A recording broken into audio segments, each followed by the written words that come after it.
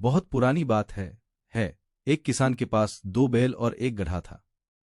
वह उन्हें बेहद प्रेम करता था और बदले में जानवर भी ऐसा ही करते थे। बैलों से वह खेतों को जोतने का काम लेता और गधा बोझा ढोने का काम करता।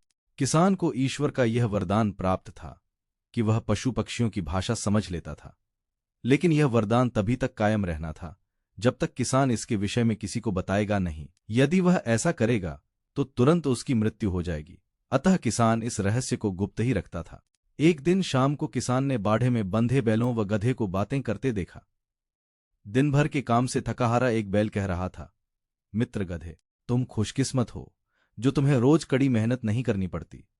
हमें देखो, सुबह से शाम तक खेतों में काम करके बदन टूट जाता है, एक दिन भी आराम करने को नहीं मिलता। उसे एक उपाय सूझा। बोला, तुम एक काम करना, कल जब किसान के साथ खेतों पर कि तुम्हारी तबीयत खराब है और वह दिन भर तुम्हें आराम करने देगा, साथ ही पौष्टिक खाना भी देगा, और तुम जमीन पर पसर जाना और गहरी सांसें भरने लगना। किसान सोचेगा भी, पौष्टिक खाना भी देगा और देखभाल भी करेगा। गधे की सलाह मानने पर बैल के दोनों ही उद्देश्य सिद्ध हो जाने थे।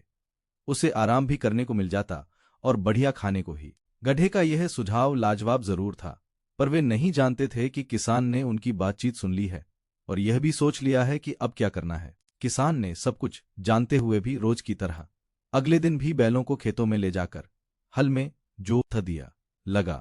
कुछ ही देर बाद वह बैल जमीन पर लौट गया, आंखें बंद कर लीं और गहरी सांसें भरने।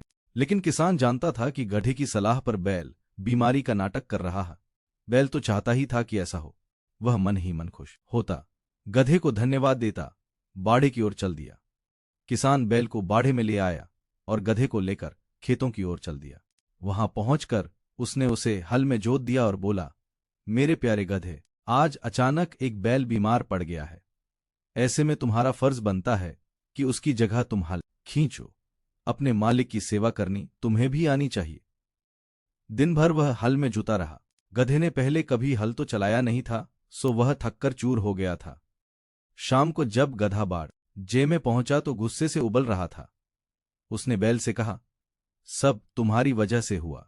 जवाब में बैल ने क्षमा मांगने के बजाय कहा, नायाब सुझाव देने का शुक्रिया, आज तो मजा आ गया। देखो, अच्छी तरह खा पी लेना क्योंकि कल भी तुम्हें हल में जुतना पड़ सकता है।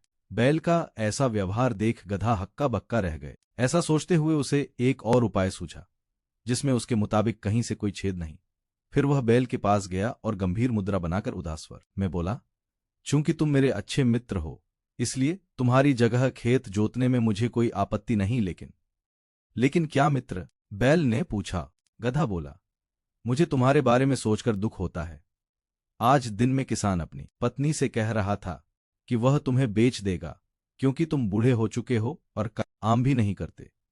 खाली बैठे तुम्हें खिलाना शायद उसके लिए घाटे का सौदा है, और किसी भी किसान के लिए ऐसे बैल का होना बेकार है जो खेतों में हल न जोत सके।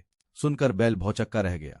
उधर किसान ने भी दोनों के बीच हुआ वार्तालाप सुन लिया था। वह ठाका लग आकर हंसने लगा। उसकी पत्नी हैरान रह गई कि अचानक अकारण किसान हंसने क्यों लगा। उसने कारण पूछा तो इससे किसान की पत्नी की उत्सुकता और भी बढ़ गई और उसने जिद पकड़ ली कि अब तो वह सच जानकर ही रहेगी। जब वह नहीं मानी तो किसान ने कहा, चलो मैं तुम्हें बता देता हूं, लेकिन एक बात कान खोल कर सुन लो कि यदि मैंने तुम्हें यह रहस्य बता दिया तो मेरी तत्काल मृत्यु हो जाए। इसीलिए कहता हूं कि एक बार फिर सोच लो। किसान की पत्नी ने जब यह सुना तो वह खामोश हो गई। उधर किसान को तो पता था कि क्या होने जा रहा है। वह मन ही मन मुस्कराने लगा। अगले दिन किसान बाड़े में पहुंचा और गधे को अपने साथ ले जाने लगा। तभी खेतों में जाने के लिए बैल आगे बढ़ आया। गधे की सलाह मानने में ही उसने अपनी भलाई समझी थी। गधे को अपनी योजना सफल होती दिखाई देने लगी। वह किसान ने भी राहत की सांस ली। 2-1 दिन में ही सब कुछ पहले जैसा हो गया। अब बैल व गधा दोनों ही अपना अपना काम करने लगे थे, क्योंकि गधे की सलाह गधे पर ही भारी पड़ी थी।